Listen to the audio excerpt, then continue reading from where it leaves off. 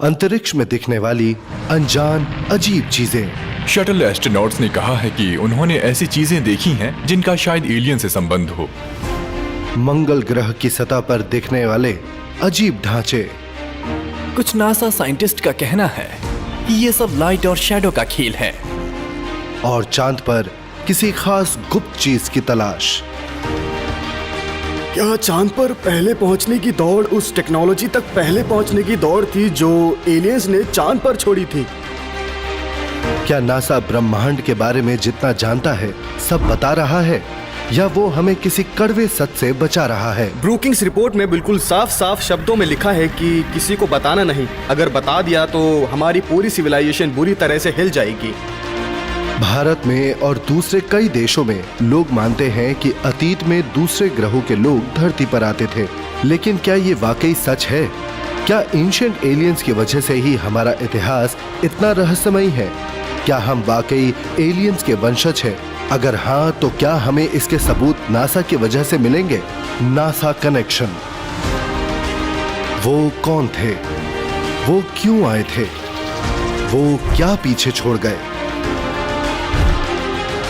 वो कहां चले गए? क्या वो वापस लौटेंगे? साइंस डॉक्यूमेंट्स मिस्ट्रीज पेश करता है।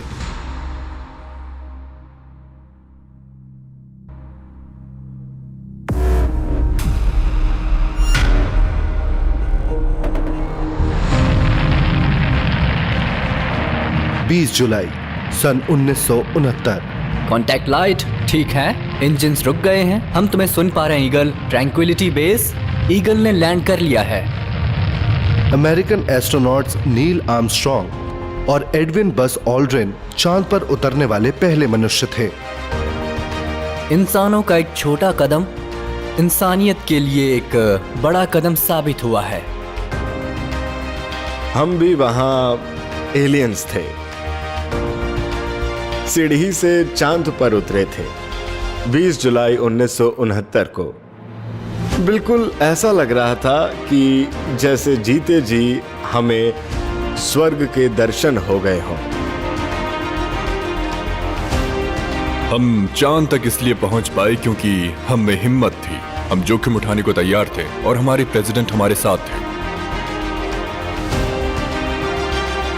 मैं अपोलो मिशन से जुड़े हुए लोगों को हीरोज कहता हूँ। सिर्फ एस्ट्रोनॉट्स को नहीं, बल्कि उन सैकड़ों हजारों लोगों को भी जिन्होंने उसे सफल बनाया है। उनका फैसला अटल था, उनके प्लानिंग परफेक्ट थी। वो अपनी टेक्नोलॉजी को इम्प्रूव करते रहे और फाइनली उन्होंने कर दिखाया। वो हमारी सबसे बड़ी उपलब्धि थी।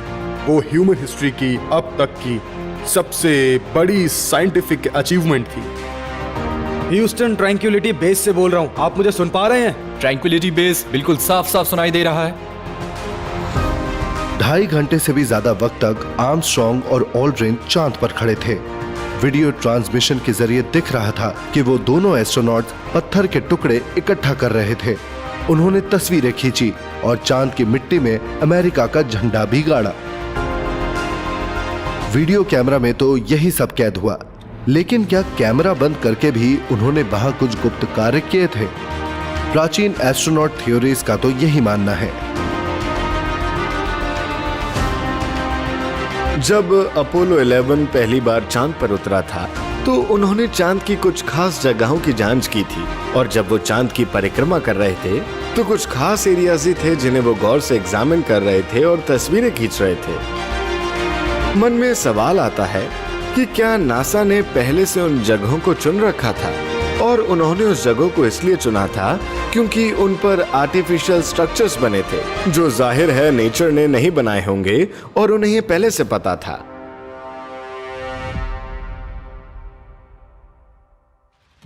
नासा के रिकॉर्ड्स के मुताबिक पहली लूनर लैंडिंग के लिए चांद का सी ऑफ ट्रैंक्विलिटी नाम का क्षेत्र इसीलिए चुना गया था क्योंकि उस क्षेत्र की सतह चपटी थी। लेकिन कुछ शोधकर्ताओं का मानना है कि उस क्षेत्र को इसीलिए चुना गया था क्योंकि उस तारीख पर उस क्षेत्र के कोऑर्डिनेट्स ओरियन नक्षत्र के तारों के अनुकूल थे। लैंडिंग साइट्स चुनने की उनकी एक पूरी प्रक्रिया थी। पहले उन्होंने तारीख चुनी और लैटिट्यूड और लॉन्गिट्यूड तय किया और फिर उन्होंने लैंड करने का वक्त तय किया। ये सब तय हो जाने के बाद उन्होंने लैंड करने का एरिया चुना। जिस शख्स ने सारे अपोलो लैंडिंग डेट्स और लैंडिंग टाइम्स चुने थे, जिसमें अपोलो 11 मिशन भी शामिल है, उनका नाम फरूक अल्बास था। और इत्तेफाक से उनके पिताजी प्राचीन इजिप्शियन स्टार रिलीजन के एक्सपर्ट थे।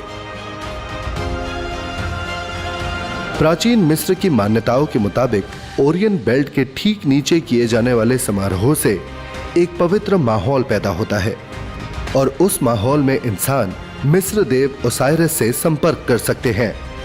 प्राचीन मिस्रवासी यानी इजिप्शियन के लिए ओरायन नक्षत्र मिस्र देव ओसाइरस को रिप्रेजेंट करता था और सीरियस तारा ओसाइरस की पत्नी गॉडेस आइसिस का ही रूप माना जाता था। ये दोनों मिलकर आसमान पर राज करते थे और मिस्र के लोगों की जिंदगी आसमान में हो रहे उनके रोटेशन, मूवमेंट और पोजीशन के हिसाब से चलती थी।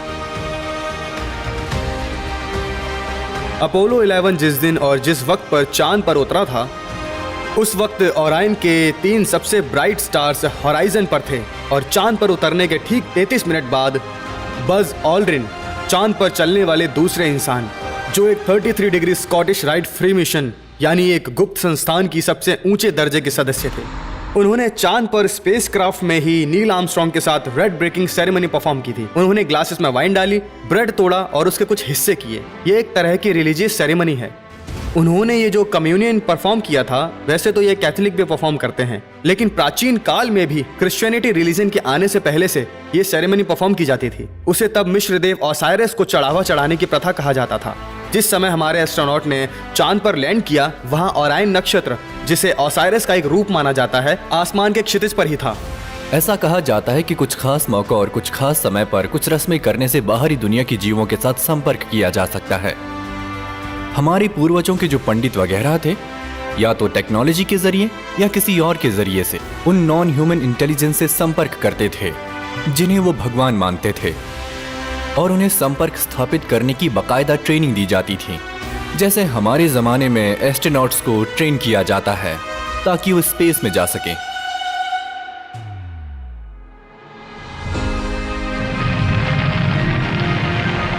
एस्ट्रोनॉट्स चांद पर कुछ साइंटिफिक इंस्ट्रूमेंट्स, एक अमेरिकन फ्लैग और अपोलो 11 मिशन की यादगार निशानी के तौर पर पीतल से बना एक बोर्ड रखकर आए थे। इन चीजों के अलावा कुछ और चौंका देने वाली चीजें भी थी। एक छोटा बैग जिसमें सुनहरे रंग के जैतून के पेड़ की डाली थी और एक सिलिकॉन डिस्क जिसमें पूरी दुनिया के 73 नेताओं के दिए गए शांति संदेश थे। इन चीजों को चांद पर क्यों रखा गया था? क्या नासा को उम्मीद थी कि कोई उन्हें देखेगा या सुनेगा? अपोलो मून मिशन को लेकर कई सवाल उठे हैं। कुछ थ्योरीज के मुताबिक मून के डार्क साइड पर, यानी जहां सूरज की रोशनी नहीं पहुंचती, वहां बहुत बड़े बड़े शहर थे। उन शहरों के बारे में नासा को पता था और उस प्राचीन शहरों के आर्टिफैक्ट्स लाना ही चांद पर जाने के मिशन का मकसद था। तो क्या यह हो सकता है कि एस्ट्रोनॉट मून से मून रॉक नहीं बल्कि एलियन की बनाई हुई चीजें वापस लाए थे?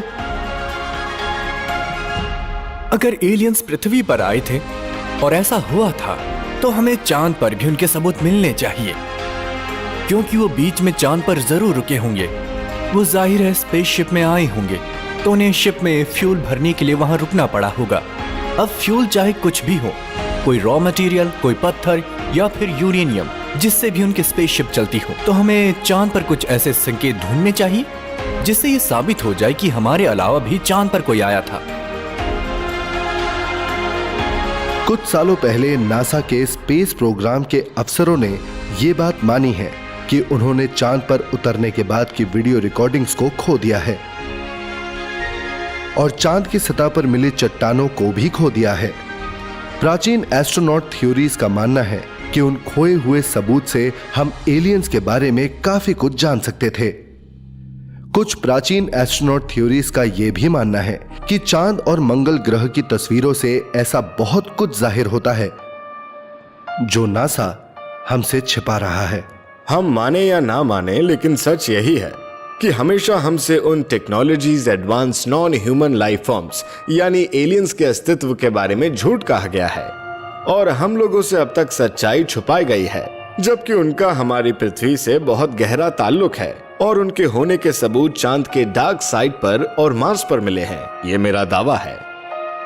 अगर मार्स प्लेनेट की अनमैन फोटोग्राफ यानी बिना इंसानों के स्पेसक्राफ्ट से खींची गई फोटोग्राफ्स को गौर से देखा जाए तो उनमें मार्स पर कुछ अजीब सी स्ट्रक्चर्स दिखाई देते हैं। एस्ट्रोनॉमर कार्ल सेगन ने भी पिरामिड्स ऑफ एलिजियम की बात की थी। उनका कहना था कि मार्स पर बहुत बड़े बड़े पिरामिड हैं।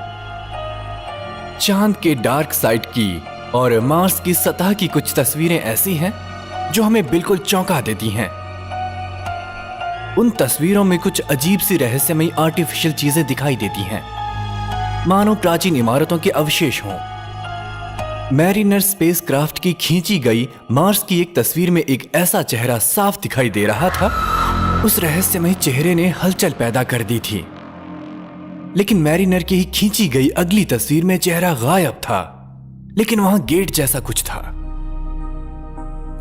कुछ नासा साइंटिस्ट का कहना था कि यह सब लाइट और शैडो का खेल है, और नासा के कुछ साइंटिस्ट का यह भी कहना है कि मार्स पर वाकई में पिरामिड एग्जिस्ट करते हैं। मुझे तो समझ में नहीं आता कि किसकी बात को सच मानो। कुछ लोगों का मानना है कि जब रोजवेल इलाके में यूएफओ आकर क्रैश हुआ था, तभी यूएस गवर्नमेंट ने एलियंस के साथ संपर्क स्थापित कर लिया था। कुछ लोगों का मानना है कि अपोलो मिशन के दौरान एलियंस और नासा के बीच संपर्क स्थापित हुआ था, और कुछ लोगों का यह मानना है कि इंसान और एलियंस के बीच कभी कोई संपर्क स्थापित ही नहीं हुआ। मेरा खुद का मानना है कि रोजवेल क्रैश के दौरान हुआ हो या अपोलो मिशन के दौरान नासा और एलियंस के बीच संपर्क स्थापित हुआ था। लेकिन अगर नासा के पास वाकई एलियंस के अस्तित्व का सबूत है, जैसा कि प्राचीन एस्ट्रोनॉट थ्योरिस्ट मानते हैं, तो वो छिपा क्यों रहे हैं? तुम्हारे ठीक सामने कुछ है मार्ट। सामने देखो, वो तुम्हारे थोड़े बाईं तरफ है। तुम्हें दिख रहा है?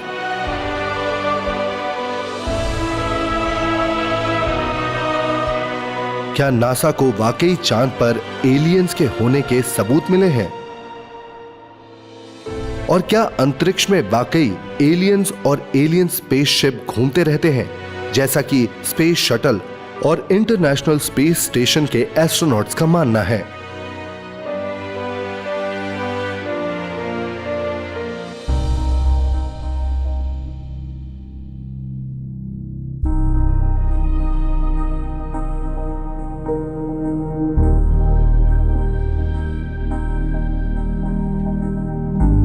NASA Ames research centre, Moffett field, California. 5 दिसंबर 2011 केपलर स्पेस टेलीस्कोप के साथ काम करने वाले एस्ट्रोनॉमर्स ने यह कहा कि उन्होंने केपलर 22b नाम का एक नया ग्रह खोजा है जो तारे की परिक्रमा करता है और ऐसे क्षेत्र में है जहां शायद हवा पानी भी है। इस नए ग्रह की खोज ने हम में एक विश्वास पैदा किया है कि केपलर जल्द ही पृथ्वी जैसे ग्रह ढूंढ निकालेगा। केपलर 22b आज से 600 लाइट्स ईयर दूर है, यानी बहुत दूर है, लेकिन वो एक ऑर्बिट में है, तो ये पॉसिबल है कि उसे प्लेनेट के day time temperature San Francisco के समर सीजन जैसे हो। हमें पहली बार ऐसा प्लेनेट मिला है जहां समुद्रों और ऑक्सीजन के होने की संभावना है, तो शायद वहां जीवन भी हो। सबसे पहले हम ये समझना चाहते हैं कि ब्रह्मांड के दूसरे प्लैनेटरी सिस्टम कैसे और कब बने हैं, लेकिन हमारा मकसद तो पृथ्वी जैसे ग्रह को ढूंढना ही है, ऐसे ग्रह जो सूरज जैसे तारे के हवा पानी वाले जोन में हो। क्या यह मुमकिन है कि नासा के वैज्ञानिक दूसरे ग्रहों पर उन जीवों के सबूत ढूंढ रहे हैं जिनके अस्तित्व के बारे में वो पहले से जानते हैं? क्या ऐसा हो सकता है कि अंतरिक्ष के पिछली यात्राओं से उन्हें कुछ ऐसे सबूत मिले हो कि वाकई एलियंस हैं? डिस्कवरी स्पेस शटल आपको सुन पा रहे हैं? ओवर। हाँ, हम बिल्कुल साफ साफ सुन पा रहे हैं। मेन इंजन को शुरू करो। मेन इंजन स्टार्ट कर दी गई है। 3, 2, 1, 0, टेक ऑफ। हमने लिफ्ट ऑफ कर लिया है। ओवर। 12 सितंबर 1991 स्पेस शटल डिस्कवरी STS-48 पृथ्वी की सतह से लगभग 5060 किलोमीटर ऊपर गया था। उसके सदस्यों और कप्तान जॉन बेटन ने कई मिशन को अंजाम दिया और पृथ्वी के वातावरण पर नजर रखने के लिए अंतरिक्ष में एक सैटेलाइट भी तैनात किया। फ्री ड्रिफ्ट मोड में जा सकते हो। हम फ्री ड्रिफ्ट मोड में हैं। जब एस्ट्रोनॉट्स अपने कामों में उलझे हुए थे, शटल के पीछे के दरवाजे के पास वाले वीडियो कैमरा ने एक ऐसा नजारा कैद कर लिया। नासा का दावा है कि वो फुटेज खो गया है, लेकिन उस कैमरा से पृथ्वी पर आने वाले ट्रांसमिशन को कुछ आम लोगों ने मॉनिटर किया। उन्होंने ये दावा किया है कि ये फुटेज STS-48 शटल का है। इस वीडियो में बहुत सारे अनजान चमचमाते गोले और फ्लैशिंग लाइट्स दिखाई दे रहे हैं, जो बार बार दिशा और गति बदल रहे हैं। शायद स्पेस शटल को बहुत सारे UFO यानी फ्लाइंग सॉसर टाइप के एयरक्राफ्ट ने घेर लिया था। एक पॉइंट पर पूरे शटल को मानो एक कवच ने पूरी तरह से कवर कर लिया था। उसके बाद अचानक कवच और UFO गायब हो गए। एक एस्ट्रोनॉट ने स्पेस से पब्लिक चैनल को यह कहा कि हे, एक एलियन स्पेसक्राफ्ट हमारा पीछा कर रही है। फिर अचानक ट्रांसमिशन रुक गया। मेरे ख्याल से उस एस्ट्रोनॉट को यह एहसास हो गया कि वो पब्लिक चैनल पर है, प्राइवेट चैनल पर नहीं, और उसने जल्दी से प्राइवेट चैनल का बटन दबाकर वहां अपना एक्सपीरियंस शेयर किया, क्योंकि वो एक सीक्रेट इंफॉर्मेशन थी। मैं सब कुछ जानता था, सबने कुछ न कुछ कहा और मैंने सुना, लेकिन कोई सबूत नहीं लाया। मैं कहीं सुनी बातों पर यकीन नहीं करता। सच क्या है मैं ये नहीं जानता। नासा के अफसरों का कहना है कि वीडियो में जो देखा गया है वो बर्फीले कण हैं जो सूरज की रोशनी की वजह से चमक रहे थे। लेकिन क्या यह मुमकिन है कि स्पेस शटल का वीडियो ट्रांसमिशन जो दिखा रहा है नासा हम सबसे छुपाना चाहता है, इसीलिए उन्हें बर्फीले कण कह रहा है। कभी कभी एस्ट्रोनॉट्स, शटल एस्ट्रोनॉट्स आकर कहते हैं कि उन्हें स्पेस में ऐसे अनुभव हुए हैं, ऐसी चीजें दिखी हैं जिनका एक्सप्लेनेशन देना मुमकिन नहीं है। शायद उनका संबंध एलियंस है। जब से इंसानों ने स्पेस में जाना शुरू किया है, कई बार ऐसी रिपोर्ट्स मिली हैं जिसमें एस्ट्रोनॉट ने कहा है कि उन्होंने स्पेस में अजीबोगरीब चीजें देखी हैं। जाहिर है इन बातों में कुछ तो सच्चाई होगी, क्योंकि ये बातें एस्ट्रोनॉट ने खुद कही हैं और वो लोग बेवकूफ तो है नहीं। 1996 में स्पेस शटल कोलंबिया STS-AP के कैमरा से खींचे गए वीडियो में एयरक्राफ्ट के बाहर तेजी से उड़ने वाली कई चीजें दिखाई दी। ये अनजान चीजें रोशनी की लकीरों की तरह दिख रही थी। कुछ शोधकर्ताओं ने इनकी गति और दिशा को जांचने के बाद ये साफ साफ कह दिया कि ये चीज मीटियोर्स या फिर स्पेस शटल से निकलने वाले कण नहीं है। खास मिशन पर गए दोनों स्पेस शटल्स STS-48 और STS-80 से खींचे गए वीडियो में ये अनजान चीजें दिखाई दी हैं। वो डेफिनेटली पावर से चल रहे व्हीकल थे जो हमारे बनाए गए फिजिक्स के लॉस के मुताबिक फंक्शन नहीं कर रहे थे। हो सकता है कि वो एलियन स्पेसक्राफ्ट ही थे जो उनके लॉस के हिसाब से चल रहे थे। अमेरिकी एस्ट्रोनॉट्स की तरह दूसरे देशों के एस्ट्रोनॉट्स ने भी एलियन स्पेसशिप्स का जिक्र किया है। 1985 में रूस के सैल्यूट 7 स्पेसशिप के एस्ट्रोनॉट्स ने कहा कि उन्होंने 7 दिव्य जीवों को पृथ्वी के चक्कर काटते हुए देखा था।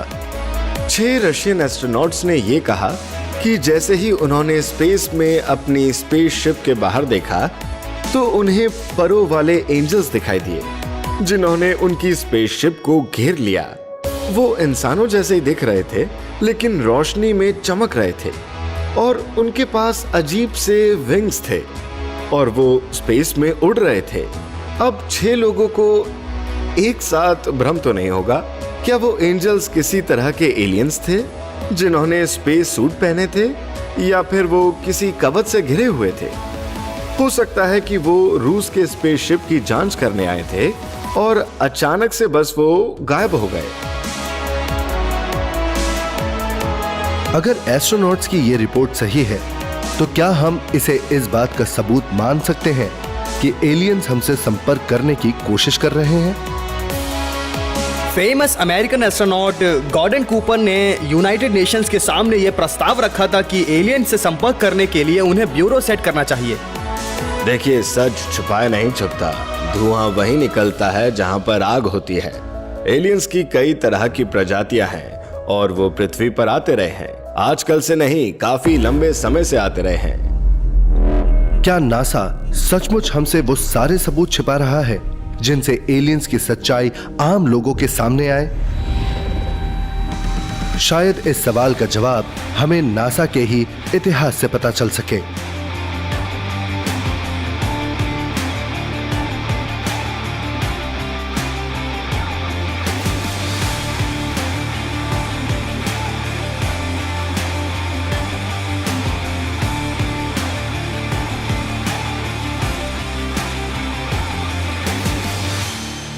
जुलाई 1958 रशियन सैटेलाइट स्पुतनिक के सफलतापूर्वक स्पेस लॉन्च को देखने के बाद अमेरिकन राष्ट्रपति ड्वाइट आइजनहावर ने national aeronautics and space act को मंजूरी दी और नासा की शुरुआत हुई। नासा 1958 में स्थापित हुआ था।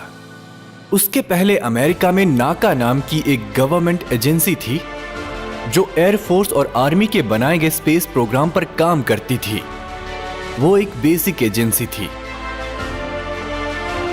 नासा को बनाया ही इसलिए गया था ताकि यूनाइटेड स्टेट्स स्पेस में जा सके और दूसरे देशों की तरह स्पेस में जाकर हमारे सोलर सिस्टम और स्पेस के गहरे राजों को जान सके और देश का नाम रोशन कर सके। राष्ट्रपति और कांग्रेस ने नासा को देश के डिफेंस डिपार्टमेंट का हिस्सा भी बना लिया था क्योंकि वो रूस को अमेरिका की टेक्नोलॉजी चुराने से रोकना चाहते थे।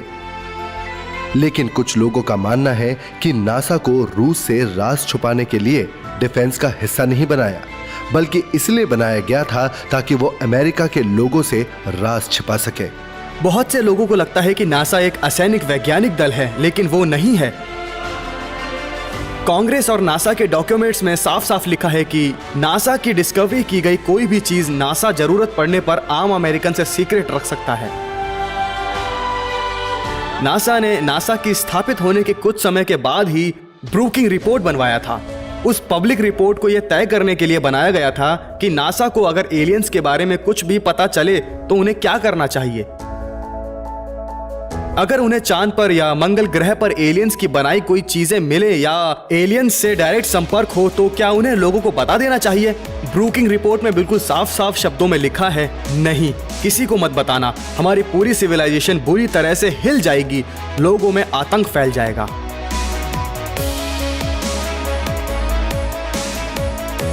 कुछ शोधकर्ताओं का मानना है कि नासा के जानबूझकर राज छिपाने का कारण उसके शुरुआती वैज्ञानिकों और गुप्त संस्थाओं के बीच का संबंध है। फ्री मेसन यानी गुप्त संस्था का मानना था कि उनके मेंबर्स खास हैं क्योंकि वो प्राचीन मिस्र के भगवानों की संतान हैं, यानी आइसिस, ओसाइरस और होरस के। उनका मानना है कि उनकी रगों में उनका खून दौड़ता है। उनका यह भी मानना है कि ये भगवान स्पेस से धरती पर आते थे। नासा के टॉप ऑफिशियल्स फ्री मेसन के सदस्य थे, जैसे कि नासा के डायरेक्टर जेम्स वेब और फिर केनेट लैंड केनेट नाम के एक नासा मेंबर थे जो Mercury program, Apollo program, the Germany program सबके हेड थे। वो 33 degree Scottish rite free mason थे।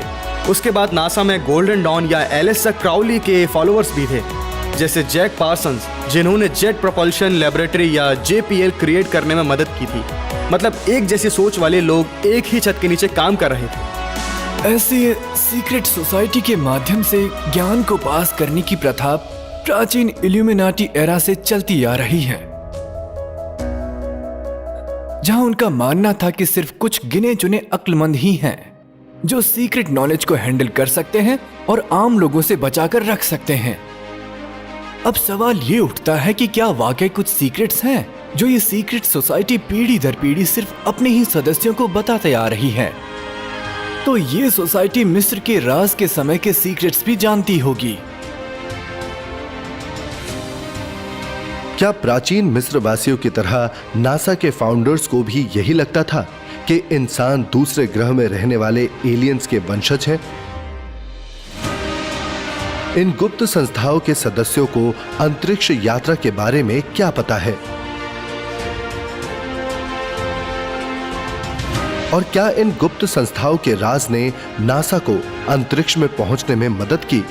कुछ शोधकर्ताओं को यह शक है कि नासा इन गुप्त संस्थाओं के हिसाब से चलती थी, वरना नासा नंबर 33 का इस्तेमाल इतना क्यों करती, जो कि गुप्त संस्थाओं का प्रतीकात्मक चिन्ह है। अगर हम सबसे पहले लैंडिंग स्ट्रिप की बात करें, जो कि कैनावरेल में था, जहां हम एयरक्राफ्ट लैंड करते थे और स्पेस शटल भी लैंड हुआ था, रनवे नंबर 33 था। और अगर हम व्हाइट सैंड्स न्यू मैक्सिको के लॉन्च पैड की बात करें, तो वहां का इकलौता लॉन्च पैड है, फिर भी उसका नंबर 33 ही क्यों है?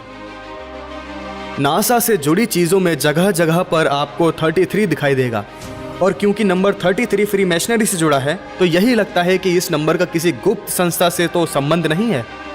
ह्यूस्टन, तुम लैंड करने वाले हो। Over 700 feet 21 down 33 degrees.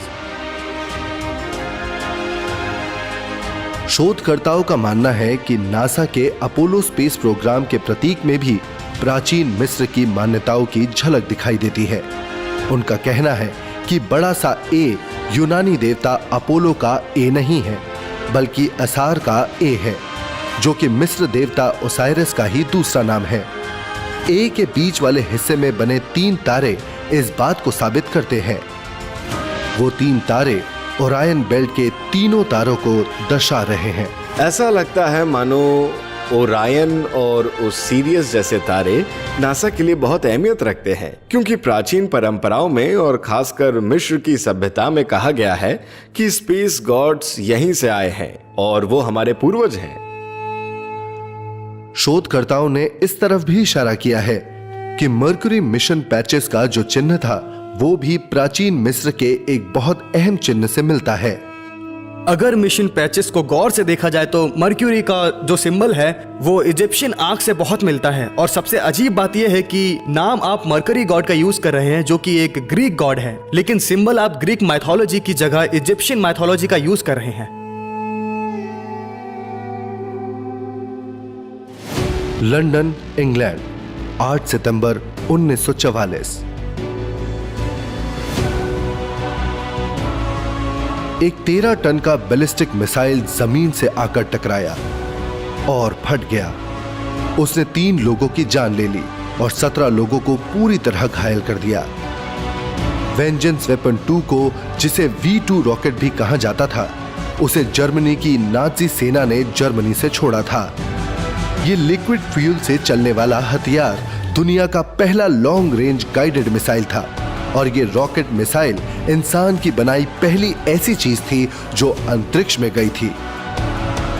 इस रॉकेट के लाजवाब टेक्नोलॉजी के पीछे उस शख्स का हाथ था जो आगे जाकर नासा के सबसे अहम सदस्य बने, 32 साल के genius Wernher von Braun. Doctor von Braun Germany के बहुत ही जाने माने वैज्ञानिक थे, जिनकी सब बहुत इज्जत करते थे। उन्होंने ऐसी टेक्नोलॉजी इन्वेंट की जिससे 6500 किलोमीटर की स्पीड पर रॉकेट को कंट्रोल किया जा सकता था। उन्होंने एक कंबशन चेंबर बनाया था जिसे गर्म होने पर लिक्विड फ्यूल ही ठंडा करती थी। उन्होंने फ्यूल चैम्बर को रीडिजाइन किया था और उसमें गाइडिंग सिस्टम अटैच किया था। वो रॉकेट साइंस के हर पहलू में एक्सपर्ट थे। वॉन ब्रॉन को बचपन से ही रॉकेट में बहुत दिलचस्पी थी। अपनी जवानी में उन्होंने H.G. वेल्स और जूल्स वर्ने की साइंस फिक्शन नॉवेल्स को पढ़ना शुरू कर दिया था, और आसमानी देव नॉर्स गॉड की पौराणिक कथाओं को भी पढ़ते थे, जो मंगल ग्रह पर राज करते थे और इंसानों में टेक्नोलॉजी का ज्ञान बांटते थे।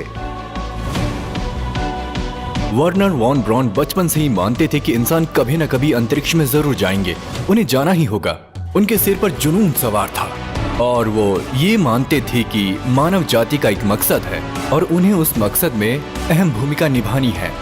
उन्हें इस बात पर पूरा यकीन था कि वो मार्स पर जाएंगे और वहां उन्हें डेफिनेटली एलियंस के होने के सबूत मिलेंगे, और वो आगे पूरे अंतरिक्ष को एक्सप्लोर करना चाहते थे। वॉन ब्रॉन अंतरिक्ष में जाना चाहते थे, वो तारों के पास जाना चाहते थे, लेकिन वो रॉकेट डिजाइनिंग में इतने अच्छे थे कि जर्मन उनसे रॉकेट बनवाकर लंदन पर हमला करने लगे। वो रॉकेट बनाने में माहिर थे। दूसरे विश्व युद्ध के दौरान वॉन ब्रॉन टीना मुंडा रिसर्च सेंटर के टेक्निकल डायरेक्टर थे। वो रॉकेट बनाते थे, अंतरिक्ष में जाने के लिए नहीं, बल्कि दूसरे देशों पर हमला करने के लिए। हिटलर उनके रॉकेट से इतने खुश थे कि उन्होंने अपने खास एसएस ग्रुप में उन्हें शामिल कर लिया, जिसमें सिर्फ हिटलर के बहुत खास वैज्ञानिक और अफसर शामिल थे। हिटलर के एसएस का फुल फॉर्म सीक्रेट सोसाइटी था। एसएस का यह मानना था कि आर्यन, जो आइसिस, ओसाइरिस, होरस और सेट जैसे तारों के वंश का था, वो उनकी संतान था। वॉन ब्रॉन को बताया गया था कि सारे नाजी आर्यन वंश यानी सबसे ऊंचे दर्जे के वंश से हैं और वो तारों से आए हैं। उनकी असली जगह अंतरिक्ष में ही है। इन सब बातों से वॉन ब्रॉन को अंतरिक्ष में जाने की इच्छा और तीव्र हो गई। तारों में जाना और भगवान के साथ रहना उनका एक मिशन बन गया था। वो उनको दिखाना चाहते थे कि वो भी अंतरिक्ष में आ सकते हैं। उनका मानना था कि अंतरिक्ष ही उनका असली घर है और वो आगे जाकर वहीं रहेंगे। हालांकि दूसरे विश्व युद्ध के दौरान V2 रॉकेट दूसरे हथियारों के सामने बहुत एडवांस थे, लेकिन वो भी जर्मनी को हारने से नहीं बचा पाए। आखिरी V2 के इंग्लैंड के गिरने के 6 हफ्तों बाद वॉन ब्रॉन ने खुद को अमेरिकी सेनाओं को सौंप दिया। मैं और यहां मौजूद मेरे और साथी अमेरिका चले जाएंगे। वॉन ब्रॉन और उनके वैज्ञानिक दल को सीक्रेट ऑपरेशन पेपर क्लिप के तहत यूनाइटेड स्टेट्स में लाकर नौकरी दी गई। वो एक बहुत ही विवादास्पद ऑपरेशन था। जंग के बाद हमें यह एहसास हुआ कि हमारी सीधी टक्कर हमारे दुश्मन रशिया से होगी और हमें टेक्नोलॉजी में उनसे हर हाल में आगे जाना होगा। इसलिए हम नाजी साइंटिस्ट को अमेरिका ले आए, उनका नाजी बैकग्राउंड पूरी तरह से मिटा दिया और उन्हें हमारी मिलिट्री में शामिल कर लिया। अमेरिका के मिलिट्री मिसाइल बनाने के साथ साथ वॉन ब्रॉन ने बहुत सारी किताबें और पत्रिकाओं में अपने लेख लिखे, जिसमें उन्होंने रॉकेट द्वारा चांद पर उतरने के बारे में और एस्ट्रोनॉट्स को मंगल ग्रह पर भेजने और ऑर्बिटिंग स्पेस स्टेशन के बारे में विस्तार से लिखा था। ये व्हील धीरे धीरे रिवॉल्व करेगा T रेवोल्यूशन पर मिनट की स्पीड पर। इससे सेंट्रीफ्यूगल फोर्स पैदा होगा जो रूम में एस्ट्रोनॉट्स के लिए आर्टिफिशियल ग्रेविटी क्रिएट करेगा। यहाँ पर फ्लोर्स इसलिए बने हैं ताकि एस्ट्रोनॉट्स अपना सिर सेंटर की तरफ फेस करके खड़े रहें। लेकिन वॉन ब्रॉन अंतरिक्ष में जाने के लिए इतने उत्सुक क्यों थे? होनहार वॉन ब्रॉन को पूरा अमेरिका अच्छी तरह से जानता था, क्योंकि वो अमेरिकन स्पेस प्रोग्राम के हेड थे। उनके सिर पर चांद पर जाने का जुनून तो सवार था ही, और वो आगे जाकर मार्स पर कॉलोनी भी बनाना चाहते थे। वो एक ऐसा रॉकेट बनाना चाहते थे जो 400-500 किलोमीटर नहीं बल्कि 4-5 लाख किलोमीटर ऊपर चांद पर जा सके।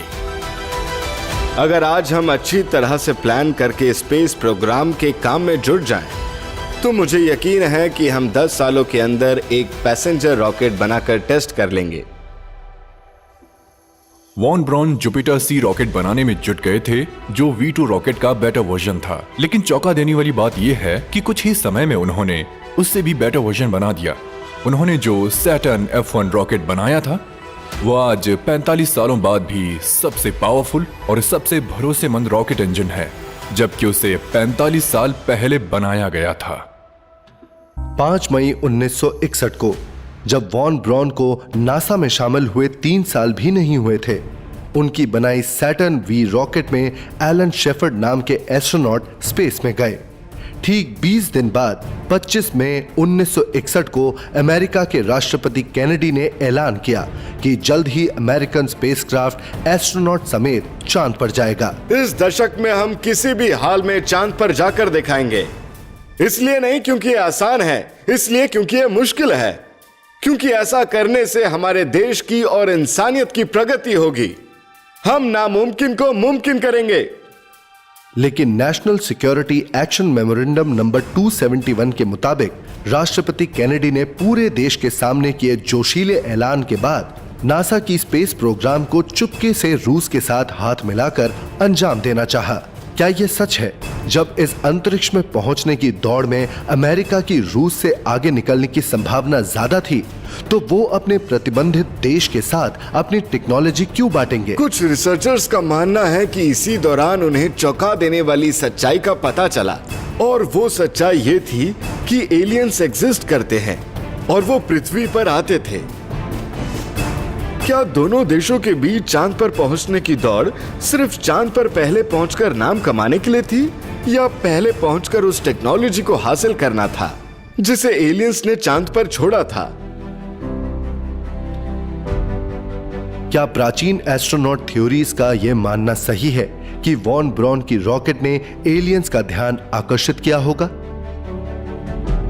आखिर नासा के वैज्ञानिकों को चांद पर क्या मिलने की उम्मीद थी? और क्या नासा मंगल ग्रह पर भी जीवन की खोज कर रहा है?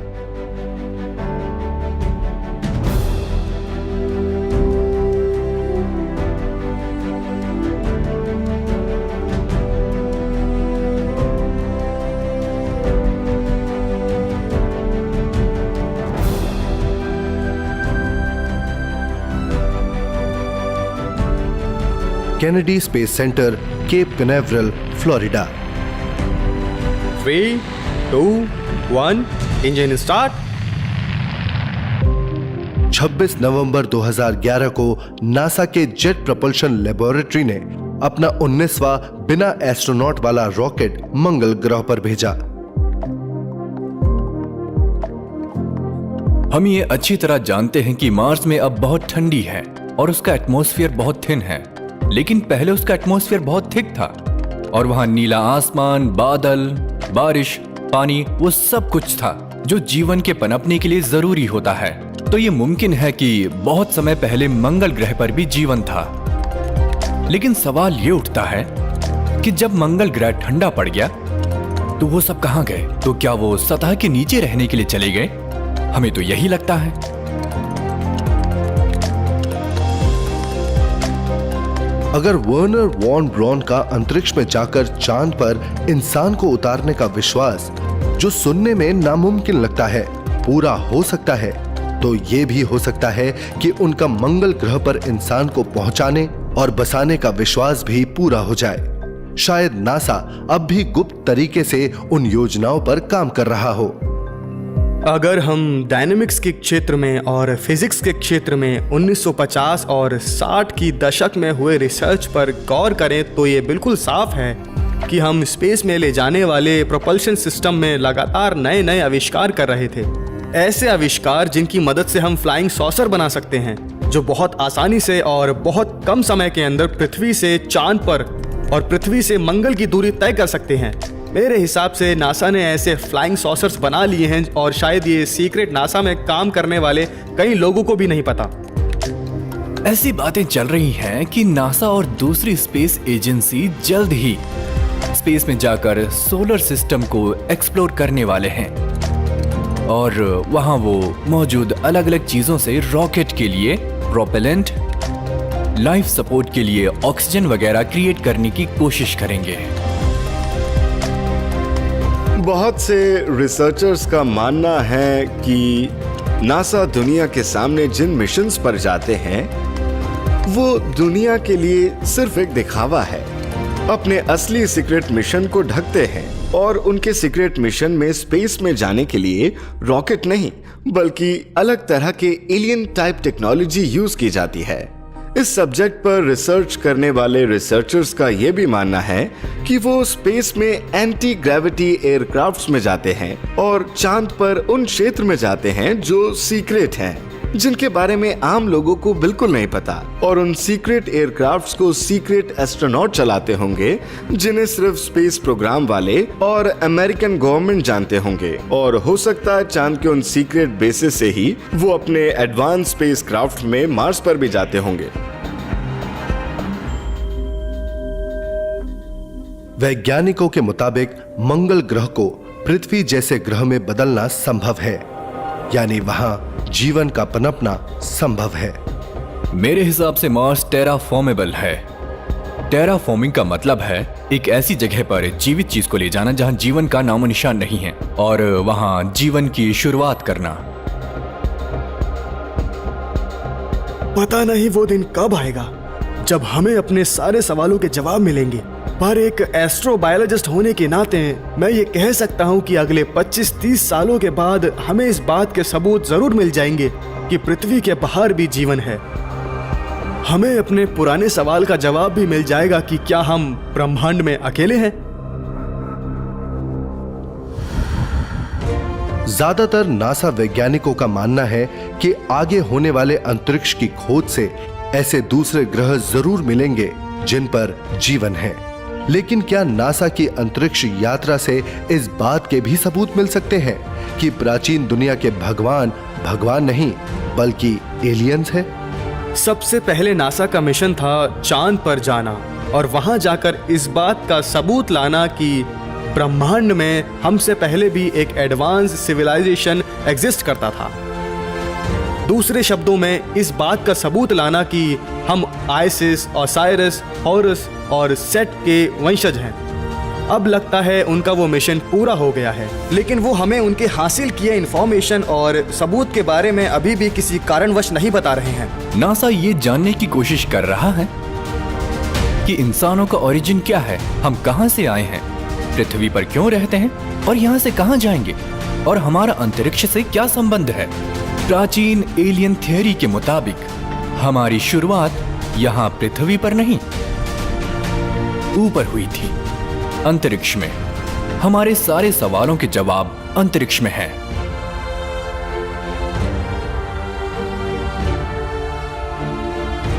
अगर प्राचीन ज्ञान की मदद से ही हम चांद पर पहुंच पाए थे, तो क्या वो प्राचीन ज्ञान हमें पृथ्वी के भविष्य के बारे में भी कुछ बता सकता है? और नासा के लगातार अंतरिक्ष की खोज से क्या हमें आगे जाकर एलियंस के अस्तित्व के सबूत मिलेंगे, या इस बात के सबूत मिलेंगे कि हम एलियंस के वंशज हैं?